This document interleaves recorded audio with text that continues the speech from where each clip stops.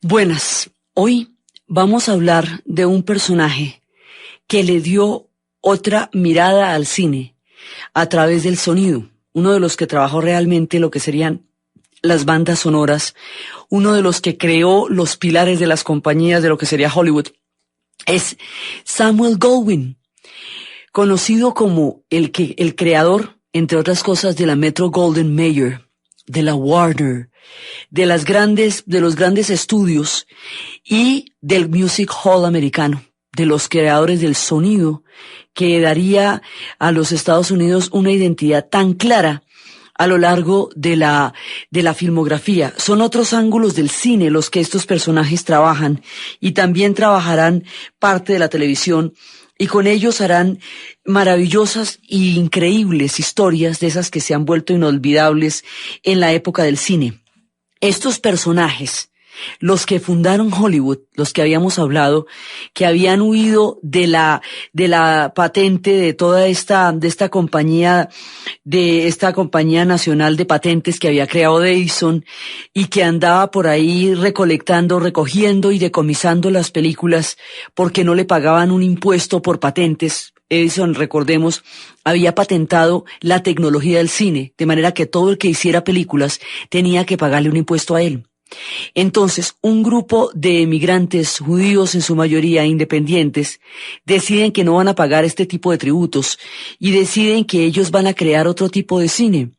Habíamos hablado de cómo se fueron a Hollywood, porque era un lugar relativamente deshabitado, un bosque, y muy cercano a la frontera con México. Y esa cercanía de la frontera con México era la que le daba la facilidad de huir en el momento en que llegaran los de las compañías de patentes a decomisarle sus cintas. Entonces, estos personajes, que son Adolf Zukor, un judío húngaro que desembarca en Nueva York con $40 nomás. Estos personajes van a crear las grandes compañías, la Warner, la Metro, van a ser todos, con excepción de Cecil B. DeMille, la mayoría de estos personajes son judíos. Van a ser judíos húngaros, judíos polacos, judíos de diferentes procedencias, pero todos van a ser judíos. Los hermanos Warner, que serán Harry, Jack, Albert y Sam, quienes son judíos polacos. Zukor es judío húngaro, Goldwyn es judío polaco. Todos estos personajes van a crear lo que es el mundo de Hollywood, y cada uno tiene una historia legendaria de cómo llegaron a través del mar en las grandes migraciones. A través de ellos, como todos son de origen judío, desde Zukor hasta todos los hermanos Warner, cada una de estas compañías se van a ver entrelazadas. La Metro-Goldwyn-Mayer, la Warner, todas estas de una u otra manera van a entroncarse unas con otras. Por eso es tan difícil diferenciarlas, porque son una serie de alianzas, de mezclas, de películas que se han ido juntando unas con otras, que se han ido amalgamando estas grandes compañías. Entonces, Samuel llega a América en 1893, pero así, sin nada, con una mano adelante y la otra atrás, y venía de aprendiz de hacedor de guantes. Y empiezan ellos a elaborar lo que son las grandes compañías, como la gran mayoría de ellos. Con excepción, habíamos hablado de Cecil B. DeMille, los demás, todos los Warner, Zukor, y el mismo Goldwyn, todos ellos son judíos. Entonces, y las películas que van a hacer van a recurrir a la historia de su pueblo, el Ambley, todos ellos. Entonces, nosotros vamos a conocer a través de ellos la historia del pueblo judío. Películas como Éxodo no se hubieran podido hacer si no tuvieran un origen judío aquellos que crearon los grandes estudios. No es gratuita la manera como se ha ido conociendo la historia del pueblo judío. Muchos otros pueblos no tienen Estado. Muchos otros pueblos fueron perseguidos, muchos otros pueblos han sido víctimas de exterminios generalizados. Fue el caso de los armenios, que a comienzos de siglo 1 millón de armenios fueron asesinados por los turcos cuando intentaron independizarse. El caso de los gitanos, que murieron en la misma proporción que los judíos, siendo una población mucho más pequeña, y murieron anónimamente porque no tienen tradición escrita. El caso de los kurdos, que han sido sistemáticamente masacrados en cada uno de los 5 países donde son minoría y donde juntos forman un gran pueblo, pero están hechos minorías en todas partes. Hay muchos pueblos sin Estado que reclaman ante el mundo el derecho a existir como Estado y que además han padecido toda clase de persecuciones, han padecido toda clase de infamia.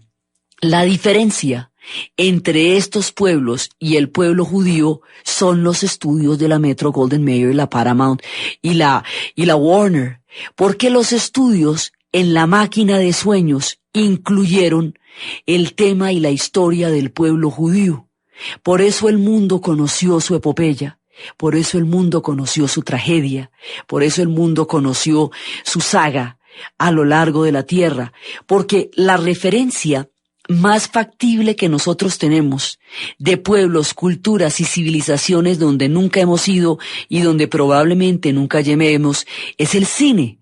El cine se convirtió en la manera viva de traer las historias de pueblos remotos o de tiempos antiguos. El cine superó la barrera del tiempo y del espacio al ser capaz de contar historias que tienen origen en lugares muy lejanos o que tienen orígenes en tiempos diferentes y que se están narrando con traje de época. En esa medida el cine cumple la función de túnel del tiempo y cumple la función de una especie de telescopio o de catalejo que permite mirar como si uno estuviera en la proa de un barco a lo lejos que pasa en las tierras donde los ojos de uno nunca podrán estar o nunca habrán ido. Entonces, ellos empiezan a contar su saga.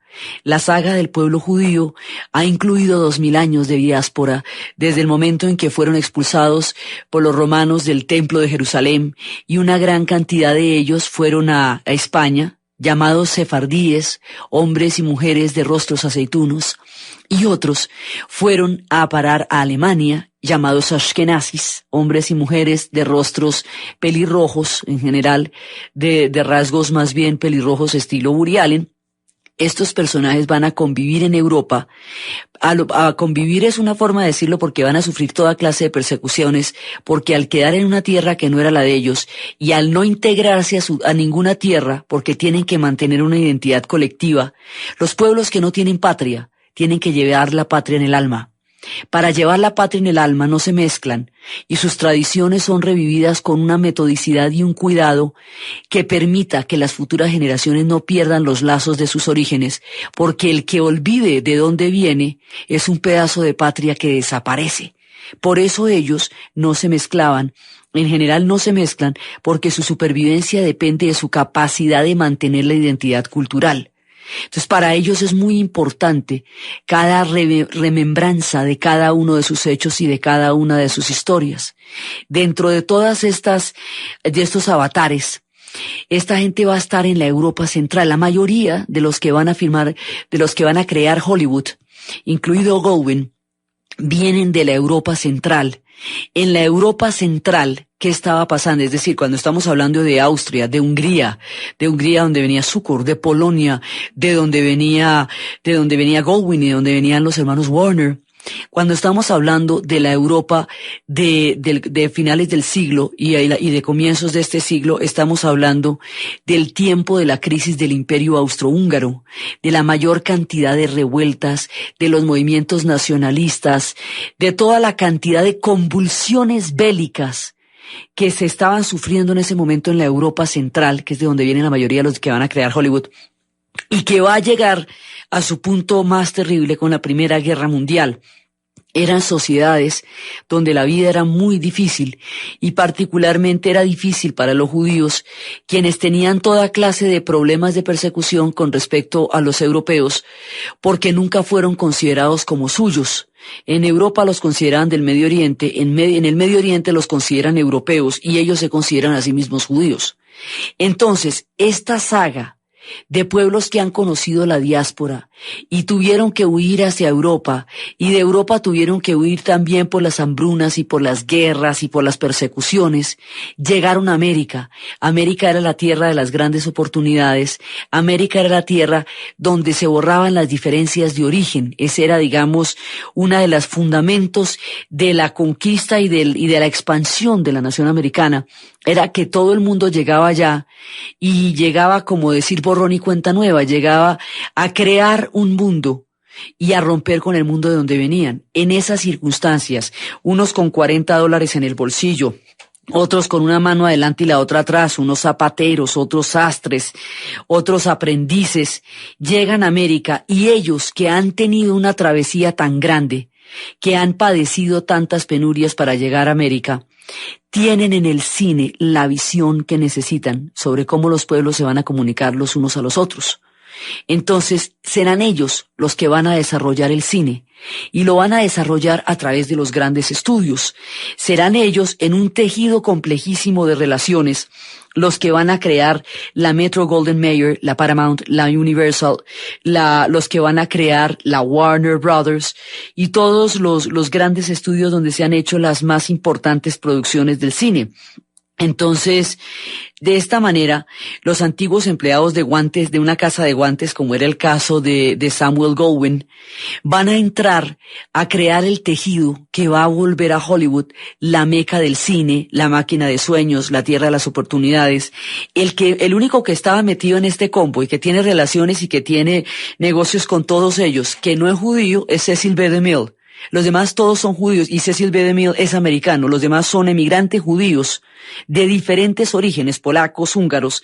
Y es por eso que la historia de este pueblo va a ser conocida por todos. Es por eso que se van a tomar temas bíblicos, que se van a tomar historias como las de Moisés, que se van a tomar historias, digamos, los temas bíblicos hacen al origen cristiano de Cecil B. DeMille, pero también hacen a la naturaleza, al origen cultural judío de los fundadores de los grandes estudios. Entonces, por eso se conocerán tanto entonces como ahora, después en la época del Holocausto. Las películas que aún se siguen haciendo, que cuentan la saga del pueblo judío, son el testimonio y la contribución de los creadores de los grandes estudios a la identidad y al mantenimiento de la historia de su pueblo y a la difusión de la saga de cuanto los judíos han vivido a lo largo de 2000 años de exilio. Ya cuando se crea de diáspora, cuando se crea el Estado de Israel, ellos también filmarán la epopeya.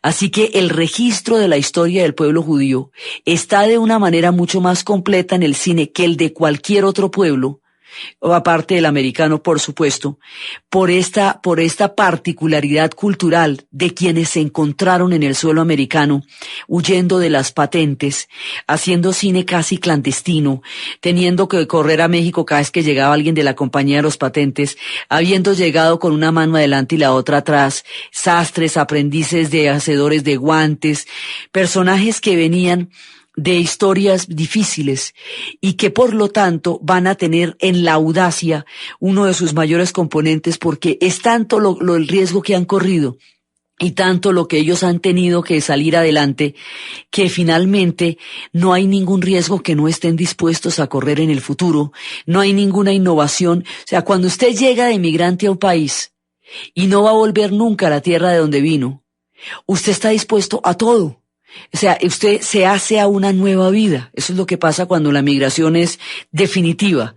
Entonces, usted es una nueva persona en ese lugar a donde llegó y las posibilidades de su vida son ilimitadas. Usted será quien usted quiera ser. Esa característica de poder llegar a ser quien ellos quisieran llegar a ser es lo que le va a dar a la industria del cine toda su capacidad imaginativa, creadora, artística, porque esta gente va a soñarse un mundo que están para inventarse. No tienen nada que mirar hacia atrás, todo que mirar hacia adelante, y están juntos en la tierra de las libres oportunidades. Por eso esto va a ser un trabajo colectivo de fusiones, de mezclas, de tecnologías que se van juntando unas a otras. Y ese trabajo colectivo va a dar como resultado lo que todavía son los grandes estudios, con todas sus sagas y con todas sus producciones. Entonces, esa es la primera parte de donde ellos vienen. Ellos vienen del Imperio Austrohúngaro fundamentalmente. Polonia también formaba parte del imperio, digamos, era en ese momento hasta después de la Primera Guerra Mundial, Polonia formó parte disuelta entre el Imperio Austrohúngaro, Hungría. Todos estos países formaron parte de allá, eso queda atrás. Estamos en América y en América se va a crear el cine. Entonces, este primer encuentro nos va a dar una condición cultural y temática que vamos a ver a lo largo de las películas. Pero aparte de esta condición temática, ellos van a hacer uso de la tecnología y van a desarrollar en el cine diferentes maneras de poder narrar. Y ese desarrollo de ellos le va a dar al cine uno de sus instrumentos más poderosos de todos, las bandas sonoras. Originalmente el cine sonaba así, eran pianos que acompañaban las imágenes. Estos pianos dependían del teatro porque se tocaban directamente en la... Entonces, por supuesto, si era un gran teatro, a usted le tocaba un gran pianista, y si era un teatro de quinta, pues le tocaba un pianista de quinta. Entonces, la orquesta, la calidad de la ejecución dependía de la calidad del teatro, pero esto no estaba incorporado al cine, se tocaba por fuera. Y cuando se lograba incorporar, se incorporaba de una manera tremendamente rudimentaria y salían los letreros, que era cuando se hablaba de la película se leía, no se oía, se leía, y algunas películas traían directamente el piano, otras sencillamente se ejecutaban en la sala tan pronto como las imágenes fueran proyectándose. Con esta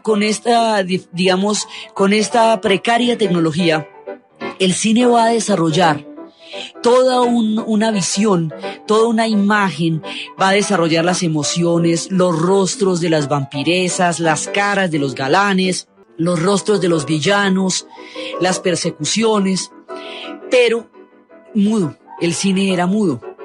Cuando aparece la tecnología del sonido, el cambio va a ser sustancial. En un principio, el cambio afecta la ejecución del cine porque lo que se había logrado a nivel de cámaras, que ya eran maravillas, se retrocede muchísimo porque las cámaras tenían que estar casi fijas para poder captar el sonido.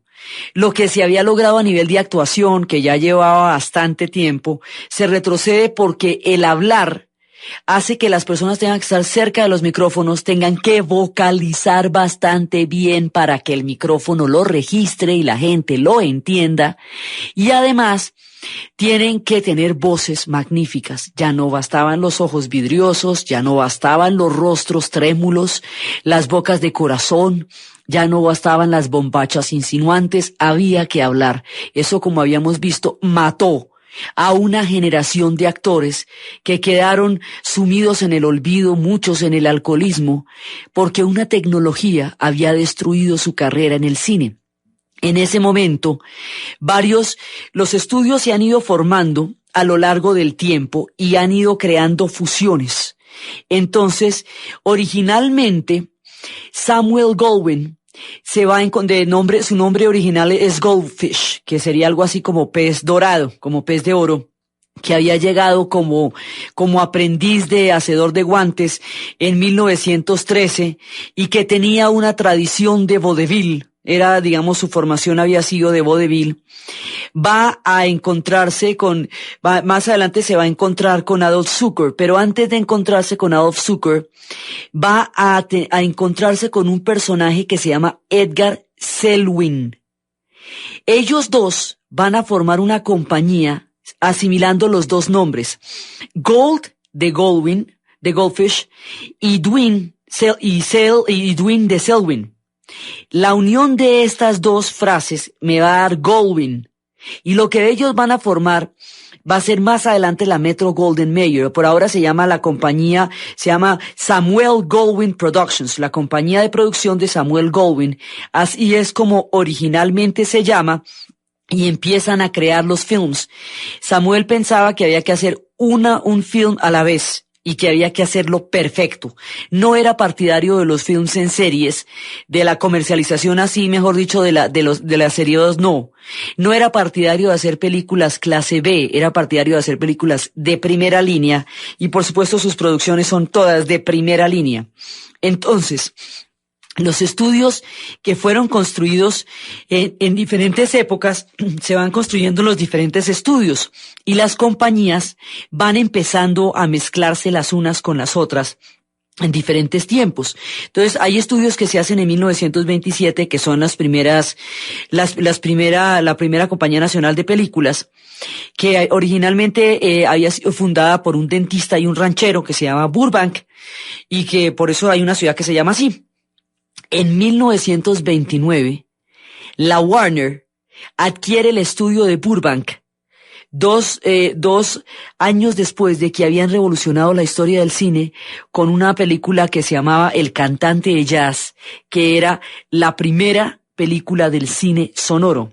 Entonces, uno dice, bueno, pero ¿qué tiene que ver Goldwyn? Es que la Warner y la Goldwyn se van a fusionar y eso después se van a llamar la Warner Hollywood. Es decir, entre esas compañías hay permanentes fusiones. Pero lo que van a desarrollar ellos, con diferentes nombres, pero lo que ellos van a desarrollar es el concepto de la banda sonora. Entonces, el concepto de la banda sonora le va a dar al cine otra mirada completamente diferente. Es decir, el sonido primero empieza por ser un experimento, empieza por ser una ambientación de voces y de música, y después el sonido va a ser una cosa absolutamente fundamental en el cine.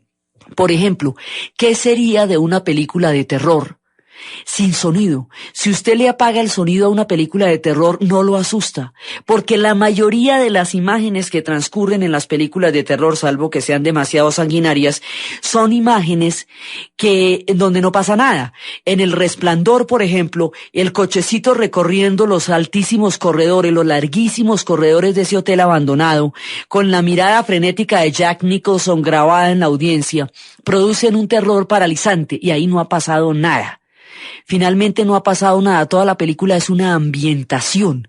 Las películas de terror consisten en ambientación la mayor parte del tiempo, los protagonistas están solos entre un cuarto, pero es la cámara y la música mirando la puerta, enfocando la puerta o la ventana, la que crispa los nervios del espectador. Si ustedes ensayan a quitarle el volumen a una película de miedo, pierde cualquier efecto de susto, porque una parte importantísima de lo que le va a atribuir esa capacidad de terror es precisamente el sonido.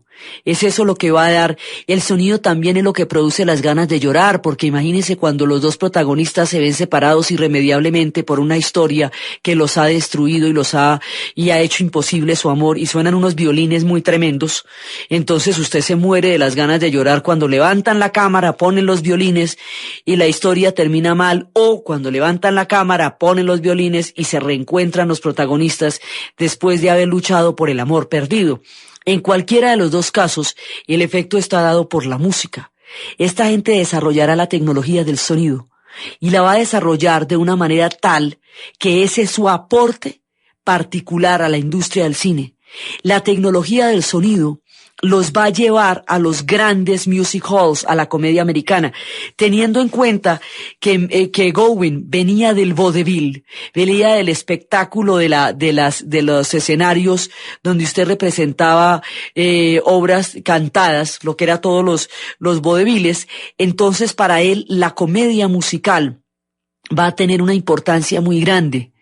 Una de las comedias musicales que van a producir estos estudios y que va a ser conocidísima digamos, uno de sus más rutilantes éxitos, porque es que las producciones que esta gente tiene son absolutamente inolvidables. Ellos van a construir lo más grande de la mitología del cine. Entonces, una de las películas, ellos la llamaban Mi Bella Dama, My Fair Lady, es una de las películas que más va a quedar en los ecos de la historia de lo que el cine sonoro como sueño es. En este momento, cuando se empieza a crear My Fair Lady, se retoman una serie de historias y de leyendas viejas. Pygmalion es un mito griego en el cual un hombre se enamora de una estatua. Basado en ese mito griego, Bernard Shaw hace la historia de una mujer a quien un hombre puede transformar en lo que él quiera, para demostrar de esa manera que las clases sociales no están dadas por el nacimiento, sino por el tipo de educación y oportunidades que las personas puedan tener. Entonces, la idea era que él podía transformar a una florista en una dama de sociedad que pudiera ser confundida como las más grandes princesas y cuyo origen fuera para todos claramente un origen noble. De esa manera desvirtuando el mito de la nobleza por nacimiento o del refinamiento por cuna, que en ese momento, que en la Inglaterra del siglo XIX era una de las más grandes justificaciones para una de las sociedades más profundamente clasistas y discriminatorias a nivel de acentos y a nivel de origen socioeconómico. Era, digamos, una irreverencia y un planteamiento muy audaz de parte de George Bernard Shaw, basado en la obra de George Bernard Shaw.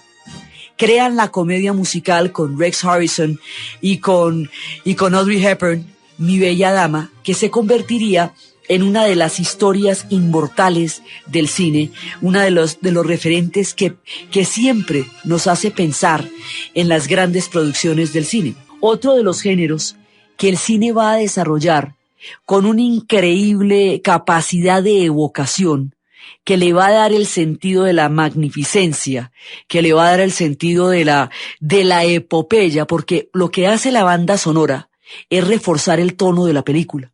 Si la película es muy triste, la banda sonora da una sensación completamente depresiva, da una sensación verdaderamente demoledora. Si la película es alegre, la banda sonora adquiere un carácter jocoso. Si la película es una epopeya, la banda sonora adquiere un carácter magnificente, que es lo que ellos van a transmitir. Y es el sonido, si ustedes lo piensan bien, el que les hace ver lo que la imagen les registra. El sonido hace ver en el cine, y eso fue lo que esta gente descubrió. Y eso fue lo que Goldwyn descubrió con su tradición del vodevil.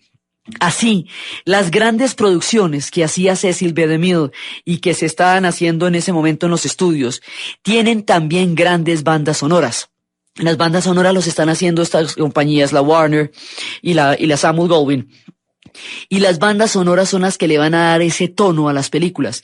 Una película como Lawrence de Arabia, que va a desarrollar la epopeya de un hombre que cruzó el desierto a pie, que desafió a los turcos, que llevó a los árabes a la rebelión, que se convirtió en una especie de Bolívar del pueblo árabe, la grandeza de uno de los hombres importantes del siglo XX, está dada, los imaginarios, los enormes escenarios, los camellos, la ruta de las caravanas, las tradiciones de las tribus, la manera como él será adoptado por las tribus de los árabes y cómo lo van a honrar, erigiéndolo a uno de sus líderes, está representado en la música. Es tal el impacto de la banda sonora que cuando usted escuchaba esta música, aquellos que han visto Lawrence de Arabia inmediatamente sienten las arenas del desierto, porque las bandas sonoras traen hasta los sabores, los climas y los calores y las humedades de los lugares donde fueron filmadas. Las películas de aventuras también tienen su propia música, también tienen su propia manera de introducirnos en el mundo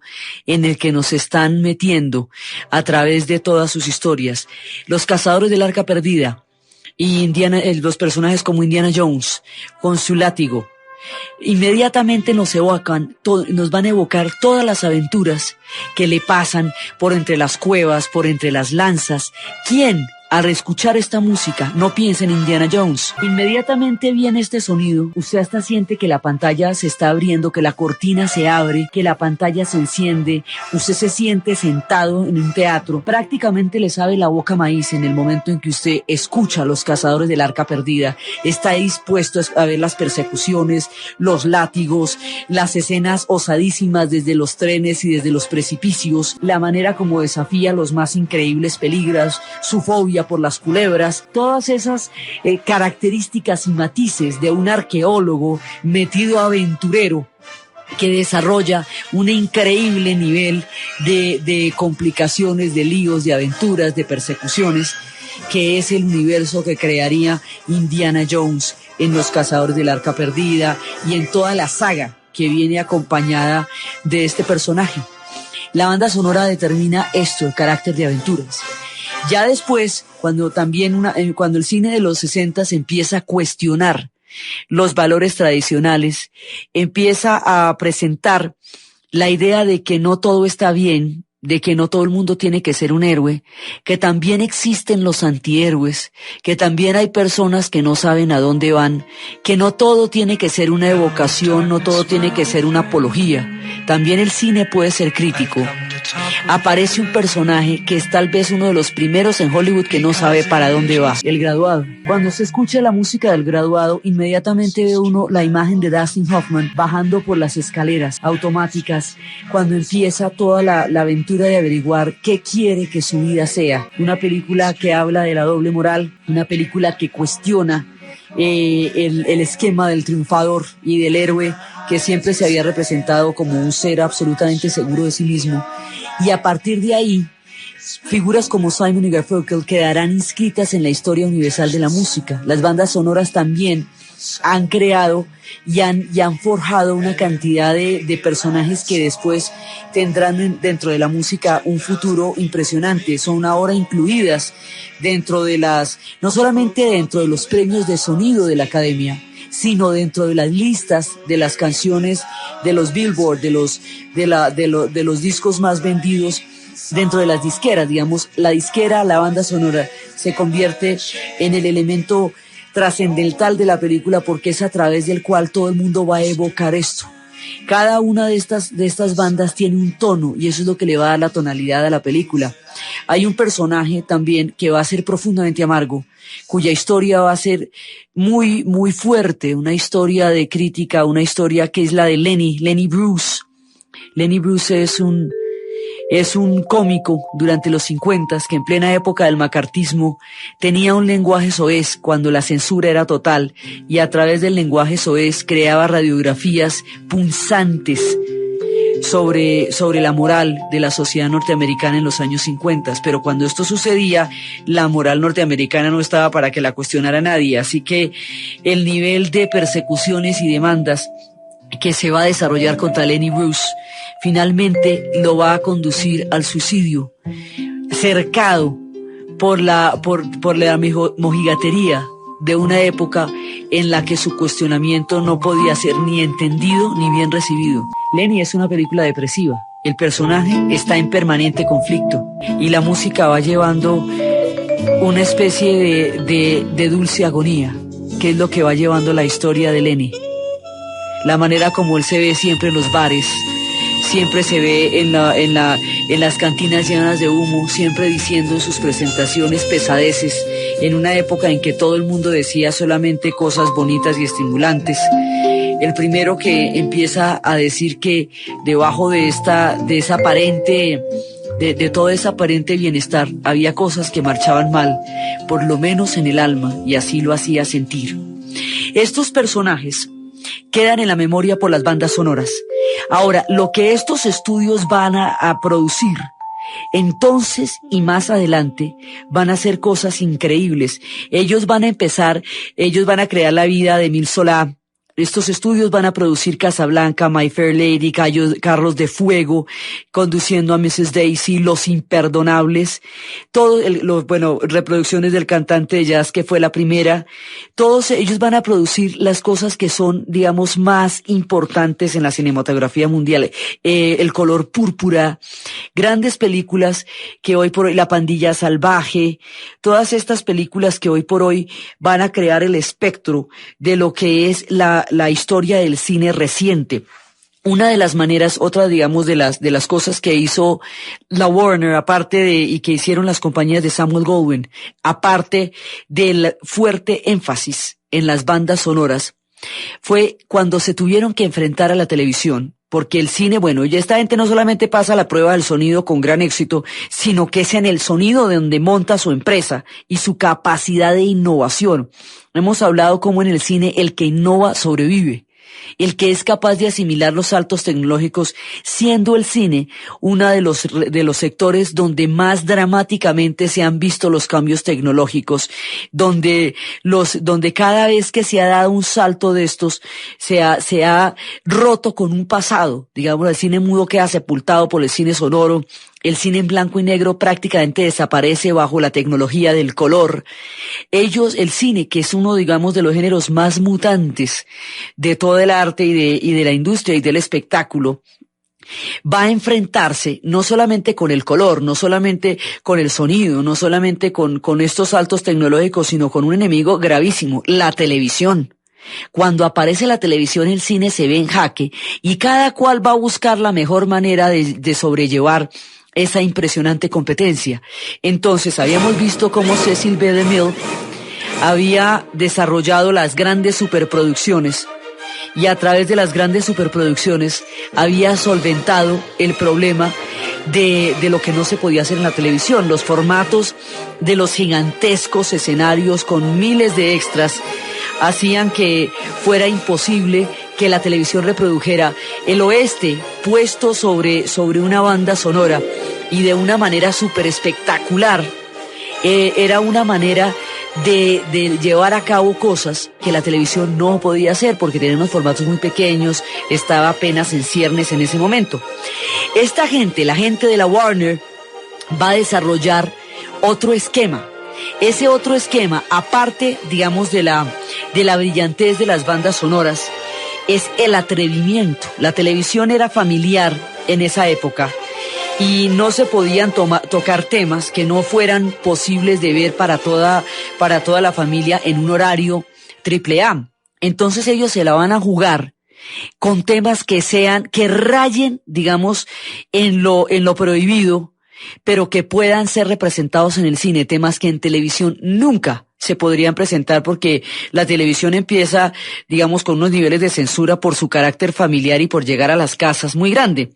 Entonces ellos se la juegan con un éxito cinematográfico impresionante, un tranvía llamado Deseo, protagonizada por Marlon Brando, y que mostraba en un ambiente húmedo y enfermizo las relaciones entre reprimidas, sublimadas y distorsionadas entre una mujer que pierde a ratos la conciencia, entre un hombre rudo y bastante salvaje y bastante fuerte en su caracterización, que es el personaje que hace Marlon Brando, y una hermana que núbil y lívidamente contempla cómo se va formando a su alrededor un drama absolutamente impresionante entre la lujuria de su marido, la locura de su hermana, la mediación de ella en una especie de infierno personal de los que solamente puede hacer Tennessee Williams, que es el maestro de los pequeños infiernos.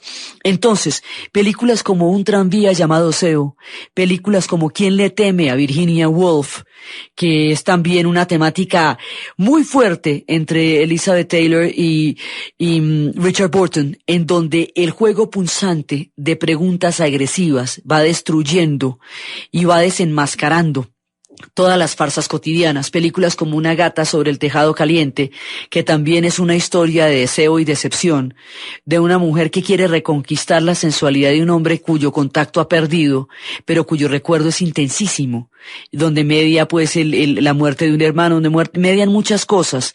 Este género tiene mucho que ver con el melodrama, tiene mucho que ver casi con lo telenovelesco, pero llevado al cine, con los actores que representaron esto, lo que creaba era un impacto poderoso. Entonces de pronto el cine se volvió un espacio donde usted podía ver cosas que en la televisión no le iban a pasar nunca. Se hizo específico con respecto a la televisión. El cine tenía otras temáticas. El cine abordaba conflictos fuertes, pasiones desatadas, deseos explícitos, abordaba una serie, digamos, de temáticas que no podía mostrar la televisión por su carácter familiar. Esa era una. Y la otra manera como ellos tuvieron de sobrevivir fue metiéndose a la televisión sencilla y llanamente. Entonces se van a meter en la televisión y se van a meter con las miniseries y se van a meter con la animación. Y la Warner producirá, uno de sus personajes más famosos, que es Bugs Bunny, el conejo de la suerte, con todos sus amigos, el Pato Lucas y todos ellos, y va a producir las grandes, digamos, las miniseries o las series de larga duración, que van a ser las que van a quedar por siempre en el recuerdo de las personas.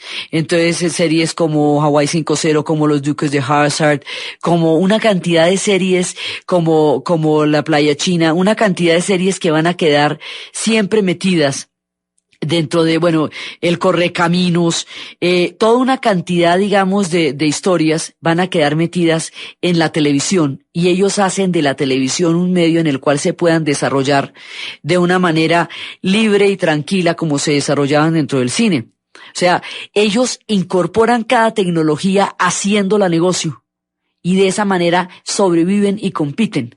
Es el espíritu de entender sobre la innovación, la capacidad de seguir sobreviviendo. Entonces, pues ellos, a nivel del cine, pues tienen los grandes clásicos como Camelot, como El Tesoro de la Sierra Madre, como y a nivel de las miniseries tienen miniseries como Norte y Sur, como Raíces, que fue, digamos, uno de los hitos dentro de lo que fue la filmografía, porque Raíces es la historia de un negro, de un miembro de la comunidad negra, que cuando los movimientos por la identidad, por los derechos civiles primero, y luego por la formación de una identidad de la cultura negra, lo que se llamaría el poder negro, que era una manera de decir que si un pueblo no era capaz de emanciparse mentalmente de la esclavitud, siempre sería esclavo, aunque las leyes hubieran cambiado totalmente. Cuando se empieza a buscar la raíz de la cultura negra, cuando se empieza a buscar el sentido de la propia valía, cuando se empieza a buscar el sentido de la pertenencia, del orgullo, entonces se escribe la historia de Raíces, que es un miembro de la comunidad negra que va hasta África a rastrear la tribu de donde viene, la saga de la esclavitud, la historia en las plantaciones hasta el momento en que es liberado. Esa serie que causó un impacto impresionante porque mostró la realidad de algo que nunca se había visto en su verdadera crudeza. La esclavitud probablemente nunca había sido evaluada tan dura y tan críticamente como en Raíces. Y es cuando se adquiere la conciencia de que hay una deuda histórica con los pueblos afros en el mundo por haber sido sometidos a vejámenes de esa naturaleza. Digamos, figuras que saltaron a la luz, episodios importantísimos e impactantes, lo van a utilizar los Warners en la televisión y de esa manera sobreviven en otro de los renglones. Samuel Goldwyn llega a América. Llega en 1893. Sin un peso. Llega convirtiéndose en un asistente de aprendiz de guantes. Va a estudiar en una escuela nocturna y allá va a completar su educación. Y en 1913, él y su cuñado, que es Jesse Lasky, van a formar una compañía que se llama la Goldfish. Y esa compañía realiza los primeros debuts. Realizan el primer largometraje que se llamaba The Squaw Man, que fue un enorme éxito, y esa compañía fue la que empezó, digamos, ahora cuando uno habla de compañía eso suena pomposísimo, eran empresas pequeñas, en ese momento eran empresas bastante pequeñas, pero empiezan a realizar este cine independiente del que estábamos hablando. Después él se va a encontrar con Adolf Zucker y van a empezar a crear los grandes estudios. Y luego cuando entra en sociedad con Edgar Selwyn es cuando van a formar esa fusión que se va a llamar Goldwyn y que va a ser la primera compañía, la compañía del estudio de Samuel Goldwyn. Y después, cuando se vayan a encontrar con L.B. Mayer, van a crear una compañía que se llamará la Metro Golden Mayer, y ahí corrían los años entre el 20 y el 23. Hasta el 23 fue que Samuel fue socio de ellos, y luego Samuel sigue con su idea de las películas. Entonces su idea de las películas, como era tan grandiosa, tenían que ser superproductores, tenían que ser películas excelentes, magníficas. Por eso todas las películas de las que hemos estado hablando son clásicos. Por eso producirá Casablanca, por eso producirá esas películas que quedarán para siempre en la historia del cine, porque la idea que él tenía del cine era excelente. Entonces, por eso él es uno de los grandes maestros del género, por lo visionario que fue al investigar en el sonido, al investigar. Él era muy bueno, digamos, artísticamente era un genio, pero empresarialmente también, porque a través de la fusión con diferentes compañías fue que se produjo todo este tejido que nos va a llevar al desarrollo de las bandas sonoras, que nos va a llevar al desarrollo de la televisión. Vamos, si él hubiera mantenido un modesto estudio y se hubiera mantenido con su concepto de las películas sin ningún tipo de búsqueda y de riesgo empresarial, probablemente hubiera quedado borrado con el tiempo en el primero de los saltos tecnológicos de los cuales estábamos hablando. Pero él adopta los saltos tecnológicos sin ningún miedo, pero además empieza a crear una serie de fusiones que es la que le va a permitir desarrollar toda la cobertura del cine que él va a poder desarrollar.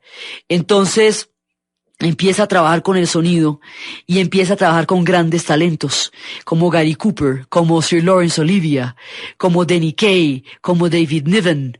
Con todos estos personajes él va a desarrollar, a nivel de la música va a trabajar con George Gershwin, el de la Rapsodia Azul, y con su hermano Ira Gershwin y con Aaron Copland, todos coreógrafos de Berkeley, y va a tener guionistas como Lillian Hellman, que es una de las más importantes escritoras norteamericanas, muy perseguida durante la época del macartismo, con Sinclair Lewis, con Robert Sherwood.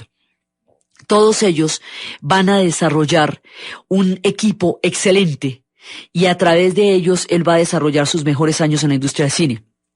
También se va a meter en el horario familiar, digamos, en el cine familiar, con películas como Hans Christian Andersen, que rivalizaba incluso con las creaciones de Disney, con musicales que lo harían el más famoso de todos, va desarrollando las diferentes temáticas, porque en el cine el entender las temáticas es parte importantísima de entender cómo se va a sobrevivir, y entender las temáticas va a ser una manera de entender a quién se está dirigiendo usted. Así que cuando llega la Segunda Guerra Mundial, entonces él rápidamente empieza a trabajar con las películas de guerra. Y los musicales son los que más lejos lo van a llevar.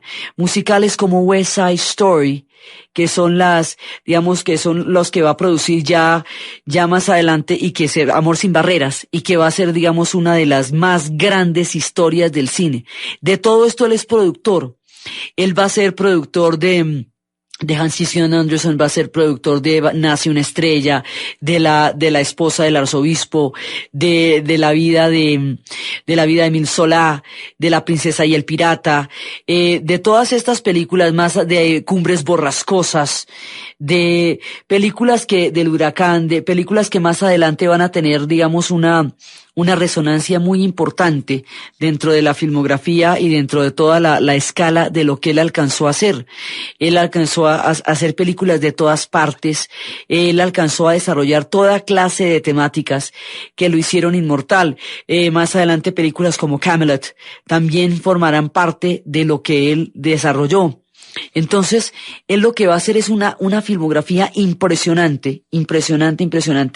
Y cuando él cesa su producción, él la va a cesar en 1959, porque la época del rock and roll, o sea, él que asimiló todos los cambios tecnológicos, que asimiló el sonido, el Technicolor, la televisión, que se enfrentó a todo, en la época en que aparece el rock and roll, y aparece en el mundo de los 50s y los 60s, sobre todo el mundo ya de los 60s, él ya no entiende el mundo.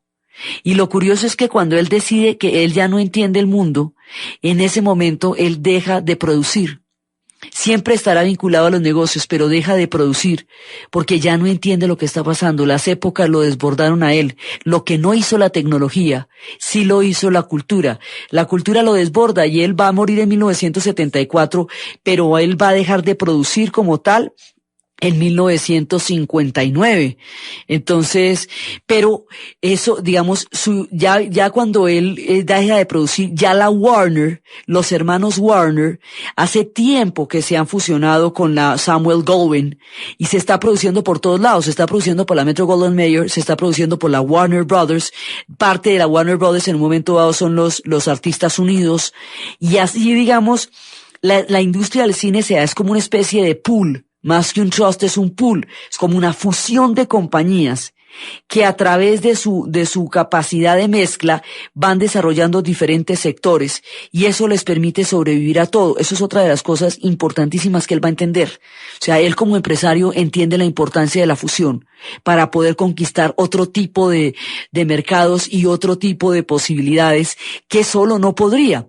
Entonces, él lo que va a hacer es crear una potenciación del cine a través de su concepción tanto cinematográfica como empresarial. Y esa potenciación del cine es la que hace que sus industrias vayan a sobrevivir mucho más allá del tiempo activo de producción. Entonces, de esas industrias es donde va a salir Carros de Fuego, y donde va a salir Conduciendo a Mrs. Daisy, y Los Imperdonables, que se ganó una gran cantidad de Óscares, y El color púrpura.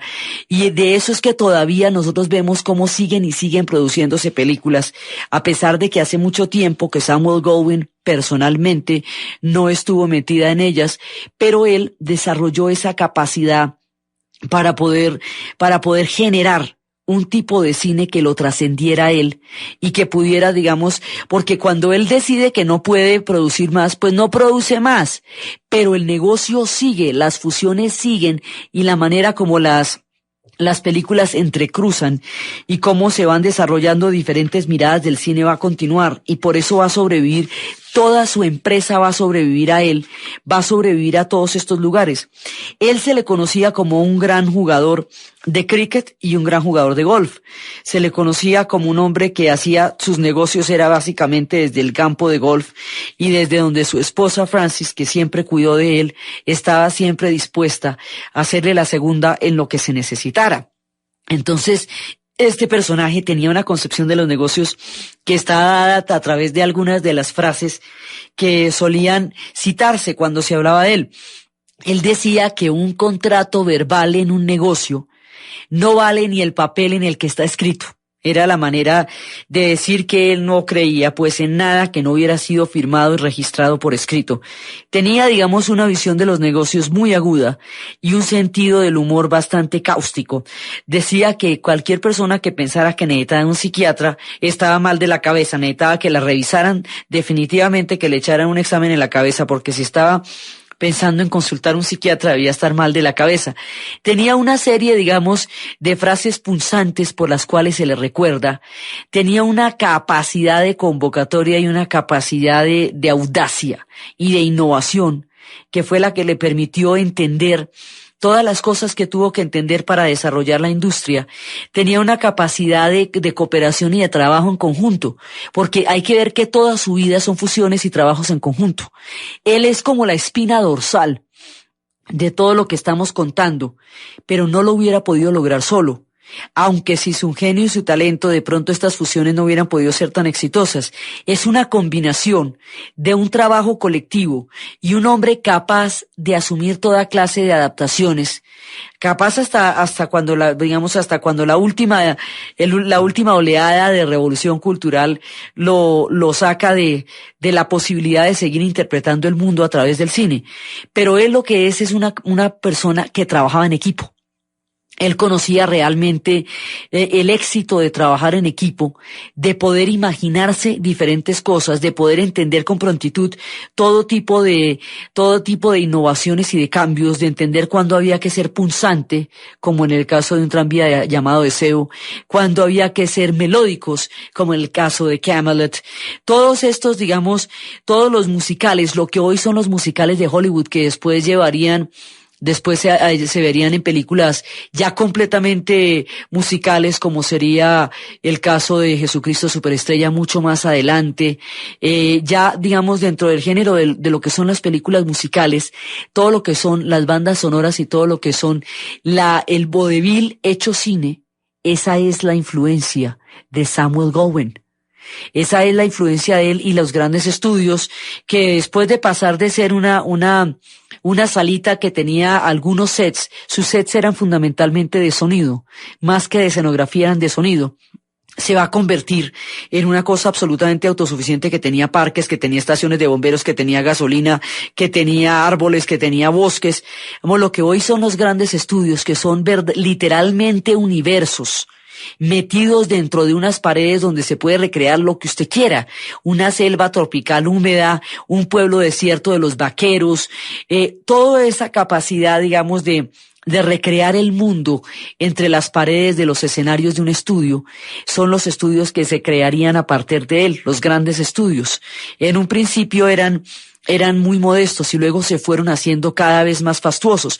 Como sus películas requerían una manufactura impecable, una manufactura eximia, entonces la utilización de escenarios era de un nivel de detalle y de un nivel de perfección completa, o la utilización de exteriores también tenía ese mismo tipo de exigencia. Era una factura perfecta la que él hacía, y la perfección de la factura estaba siempre apoyada por una banda sonora, ya fuera de manera parcial o ya fuera de manera casi completa, pero siempre él va a desarrollar y va a manejar las emociones a través de las bandas sonoras. Entonces, su capacidad para trabajar en equipo, su riesgo, su historia de vodevil, su misma historia de migración, el afortunadísimo encuentro con los otros judíos que venían exilados y que venían, pues que exilados no, que venían emigrados en busca de las oportunidades de la tierra americana. La importancia del sonido, el gusto por la música, el talento para entender gente tan importante como los hermanos Gershwin, porque una de las cosas que él tenía era la capacidad de entender los talentos. Entonces, esa cantidad de cosas en conjunto le van a dar, y una visión profunda, o sea, era un visionario. Ellos en general eran visionarios porque lograron ver en el cine lo que no existía antes. O sea, crear lo de la historia de las bandas sonoras es llegar a la imaginación esfuerzos auditivos que no eran posibles antes de que este desarrollo se diera.